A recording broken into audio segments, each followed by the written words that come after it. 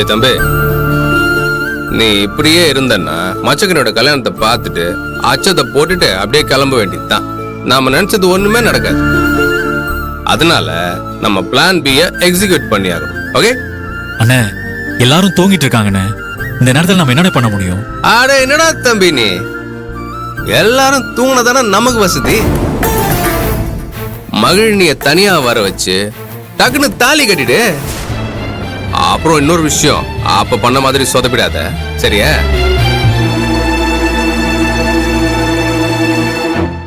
சரிண்ணே. ஆனா மகிழினி இப்ப எப்படி வர சொல்றது? அவ இருக்கிற இடத்துக்கு போனா பிரச்சனை ஆயிடும்ண்ணே. நான் அந்த பக்கம் போறத மதியோட அப்பா பாத்துட்டாருன்னா சண்டை போட ஆரம்பிச்சிருவாரு. அதுக்கப்புறம் நம்ம மண்டபத்துக்குள்ளே இருக்க முடியாதுண்ணே. நான் ஒன்னும் உன்னை பொம்பளைங்க ஏரியாவுக்கு போய் உன் வீரத்தை காட்டணும்னு சொல்லல.